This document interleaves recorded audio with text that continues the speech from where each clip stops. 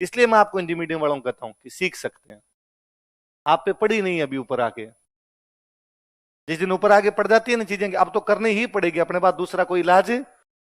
तो वो जो एग्जिस्टेंस का सवाल जब उत्पन्न हो जाता है ना, तो व्यक्ति हर कुछ ही करता है बस।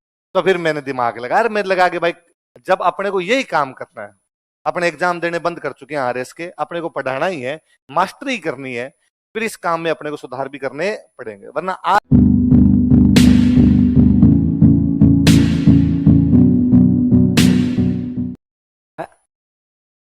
मैं हिंदी मीडियम से, pure Hindi medium, Marwari medium, Rajasthani medium है, पेट पालने के लिए कई काम करने पड़ते हैं। पता था कि यदि नहीं बोलेंगे तो इंग्लिश मीडियम वाले के धक्कोदन बरगड़, ऐसे मास्टर ऐसे मास्टर की आवश्यकता। वो तो इसलिए है कि मैं तुम्हें लिखवा देता हूं नोट्स में, मैं मान लो नहीं लिखवाऊं, एक भी वर्ड ना बोलूं, विद्रोह कर दें, ये देखो। हाँ, नहीं तो वो तो मैं जब शुरू शुरू में पढ़ाने लगा, तो उस समय क्या क्लास में 80-85% हिंदी मीडियम होता, 10-15% इंग्लिश मीडियम के लोग होते। तो मेरे को जब शुरू में दिलीप सर ने कहा जाके पढ़ा, तो मैंने कहा सर से ये, भाई सर मैं लिखवाऊंगा कैसे इंग्लिश वालों को, अपने अंग्रेजी तो ग्रामीण समाज माशाल्लाह अंग्रेजी एकदम, है ना। अब दिक्कत मेरे ये नहीं थी भाई अपने अंग्रेजी कमजोर है, दिक्कत ये थी कि उस माहौल में कभी रहे नहीं, माहौल में नहीं रहे तो एक तो हिंदी मीडियम वालों के साथ सबसे भयंकर दिक्कत ये आती है कि वो पर्टिकुलर वर्ड कौन सा उस टाइम दिमाग में नहीं आता। सेंटेंस फ्रेमिंग में कोई दिक्कत नहीं, टेंस सीखते सीखते आए थे, उल्टा मैं हमेशा कहता हूं टेंस इंग्लिश मीडियम वालों से भी ज्यादा अच्छे हिंदी मीडियम वालों के होते हैं, क्योंकि अपने 6ठी क्लास से लेके 12वीं क्लास तक वही पढ़े थे, subject plus is am are plus verb की first form plus ING plus object, है ना।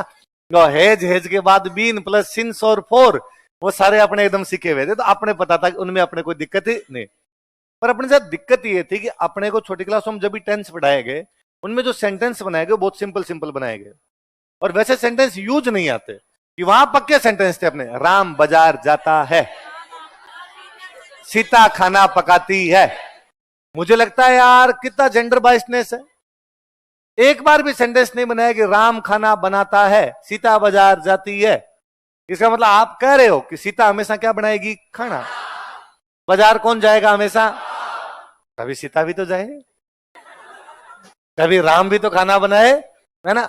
उधर वो पक्के थे कि डॉक्टर के पहुंचने से पहले रोगी, कभी तो टाइम पे भेजो, हर बार मर रहा है तुम्हारा।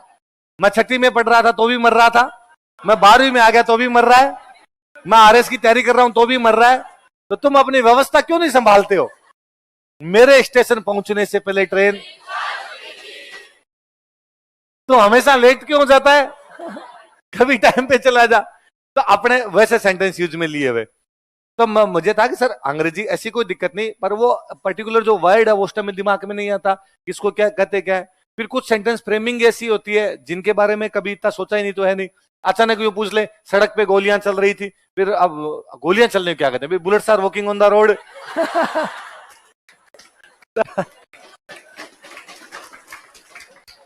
तो सर ने कहा तू तो चिंता ही मत कर, तू तो हिंदी में लिखवा जाके, इंग्लिश मीडियम वाले इंटेलिजेंट है, वो अपने आप अंग्रेजी में लिख लेंगे। और अपने को भी लगा कि जिसको अंग्रेजी आती है वो इंटेलिजेंट है, अपने मानते थे अपने को अंग्रेजी नहीं आती, अगले को आती है, तो अगला अपने से तो इंटेलिजेंट है। तो अपने भाई अंग्रेजी का टप्पा नहीं बोलते, अपने जाके प्योर एकदम हिंदी में बोलते, इंग्लिश मीडियम वाले चुपचाप लिखते, अपने आप लिखते। उन्होंने न कभी मेरे से पूछा, न कभी मैंने उनको बताया। धीरे धीरे थोड़ी सी संख्या बढ़ने लगी, कि वो पहले 10% इंग्लिश मीडियम वाले थे, अब वो 15 हो गए, 15 हो गए। तो अब वो कभी कभी मेरे से कुछ टर्म पूछते, कि जैसे मैंने कहा कि साम्राज्यवाद, तो फिर कोई बच्चा उनमें से पूछता कि सर साम्राज्यवाद को क्या कहते हैं इंग्लिश में। तो मैं, सर ने मेरे को कहा था कि देख टर्मिनोलॉजी है ना, ये थोड़ी तू देख ले। तो मैं थोड़ा देख के भी जाता था टर्मिनोलॉजी, तो मैं उनको बताता इंपीरियलिज्म, है ना। मैं उनको कहता कि भाई अंग्रेजों ने उपनिवेश बना लिया था, सर उपनिवेश क्या कहते हैं, कॉलोनी, है ना। मैं उनको कहता कि कॉर्नवालिस ने स्थायी बंदोबस्त लागू किया, सर बंदोबस्त को क्या कहते हैं, सेटलमेंट। तो ये मैं थोड़े से याद करके जाता, तो अपनी दुकानदारी वापस जम गई। इतना ही वो पूछते। कई बार ऐसा भी हुआ कि किसी बच्चे ने कुछ पूछा और मुझे नहीं आया, कि उसने पूछा कि सर ये सहायक संधि को क्या कहते हैं, और जैसे मान लो उस टाइम मेरे को नहीं आया कि सब्सिडरी अलायंस होती है, मुझे नहीं आया, तो इतने में कोई दूसरा इंग्लिश मीडियम वाला बोल गया कि सर सब्सिडरी अलायंस कहते हैं, तो अपने उससे पूछ के उसको बता दिया, और अपने को पता भी चल गया ये इंटेलिजेंट, इसको आता है। अगली बार किसी ने पूछा अपने उसकी तरफ देखा प्लीज हेल्प, और अगले ने अपनी हेल्प कर दी। धीरे धीरे वो संख्या बढ़ के 15 थे, 15 के हो गए 25, 20-25% हुए। अब 20-25% हुए तो अब वो लगता कि यार अपने हिंदी लिखवा रहे हैं, ये कई बार इंग्लिश में पीछे रह जाते हैं, लिख नहीं पाते, या पूछते हैं कि सर वापस लाइन बोलो, अपने हिंदी में वापस बोलते हैं, फिर ये कई बार अपने पड़ोसी से पूछता है कि इंग्लिश में क्या कहते हैं, फिर इसको लिखता है, ये तो दिक्कत है। तो मैंने सर को कहा सर अब क्या किया जाए, तो सर ने कहा तुम नोट्स दे दो इनको, इंग्लिश मीडियम वालों को पहले नोट्स दे दिए जाए, जो लाइन नहीं आएगी अपने आप नोट्स में देख लेंगे, इनको को लिखने की आवश्यकता नहीं है, तुम तो नोट्स में नीचे अंडरलाइन कर लिया करो। इसलिए अपने पहले दिन जाते इंग्लिश मीडियम वालों को सबको नोट्स मारते, अपने हिंदी में पढ़ाते, इंग्लिश मीडियम वाले चुपचाप उसमें अंडरलाइन करते रहते, अपने कोई माथा पच्ची नहीं। धीरे धीरे ये व्यवस्था तब तक थी जब तक बैच जब शुरू करते थे, तो दिलीप सर बैच शुरू करते, दिलीप सर पढ़ाते इकोनॉमी, इकोनॉमी से बैच शुरू किया करते, साथ में हम सब्जेक्ट लगाया करते साइंस, साइंस पढ़ाते। राजस्थान जी के बहुत बाद में लास्ट में पढ़ाया करते, क्योंकि उस समय ज्यादातर लोगों को राजस्थान जी की आती थी, क्योंकि ज्यादातर लोग सीनियर सिटीजन टाइप के लोग आते, तो उन्होंने किसी ने बीएड कर रखी होती थी, कोई थर्ड ग्रेड मास्टर का एग्जाम दिया होता था, उन समय राजस्थान जी की पढ़ी होती, तो हमें भी लगता कि यार शुरू शुरू में इनको राजस्थान जी की क्यों पढ़ाएं, इनको सब कुछ आता है तो ये बाद में पढ़ा देंगे। पर जब आप जैसे छोटे छोटे बच्चे आने शुरू हुए तो कहा कि इनको तो राजस्थान जी की आती नहीं, इनको यदि शुरुआत के अंदर ही अपने साइंस और इकोनॉमी जैसे भारी भरकम सब्जेक्ट पढ़ाते हैं, इसकी अपेक्षा इनको हिस्ट्री जैसा सब्जेक्ट पढ़ाया जाए तो थोड़ा इंटरेस्ट भी डेवलप हो और इनको थोड़ी आदत के अंदर आ जाए, बाद में इनको बड़े सब्जेक्ट पढ़ा देंगे। तो मेरे कहा तुम पहली क्लास के अंदर ही जा। अब यदि आप पहली क्लास के अंदर जाओगे तो नोट्स नहीं दे सकते ना भाई, मैं जाते ही पहले दिन कर दूंगी नोट्स लो, मैं तुम इंग्लिश नहीं पढ़ाऊंगा तो इंग्लिश मीडियम वाले एडमिशन नहीं लेंगे, है ना, तो मैं फिर दुकान बंद हो जाएगी।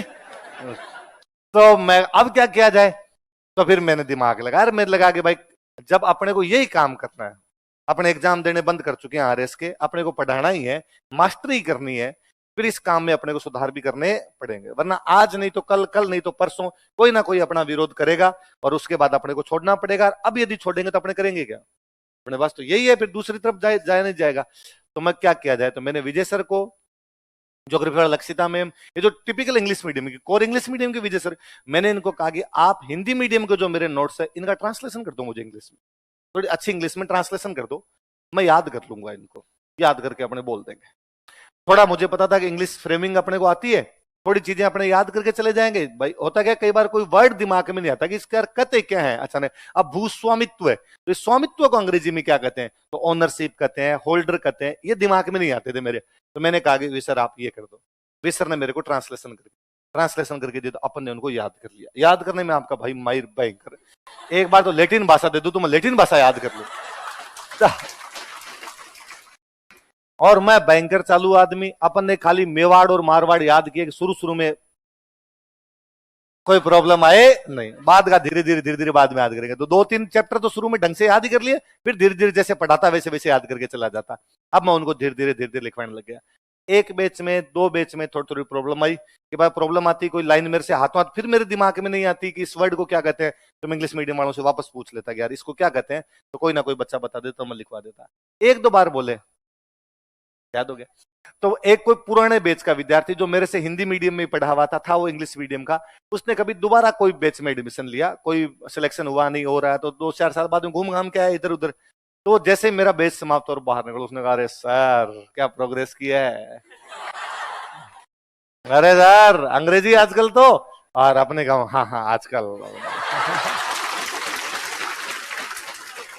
तो उसने मेरे कहा नहीं नहीं सर, बात दूसरी है, बात यह है कि आप जो अंग्रेजी बोल रहे हैं, ये अंग्रेजी तो विजय सरन वो जो इंग्लिश मीडियम वाले बोलते हैं ना वैसी है।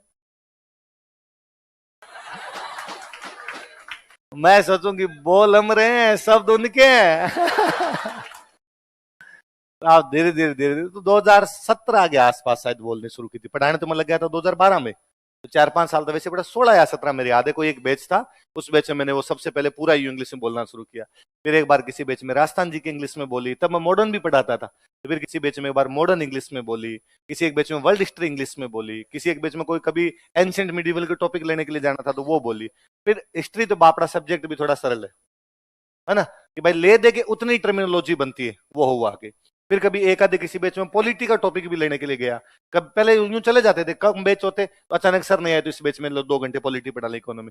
फिर एक दो बार वो कोई बोली, फिर धीरे धीरे आपके हैबिचुअल हो जाती है। इसलिए मैं आपको हिंदी मीडियम वालों को कहता हूँ कि सीख सकते हैं, आप पे पड़ी नहीं है अभी ऊपर आके। जिस दिन ऊपर आगे पड़ जाती है ना चीजें, अब तो करनी ही पड़ेगी, अपने पास दूसरा कोई इलाज है। तो वो जो एग्जिस्टेंस का सवाल जब उत्पन्न हो जाता है ना, तो व्यक्ति हर कुछ ही करता है।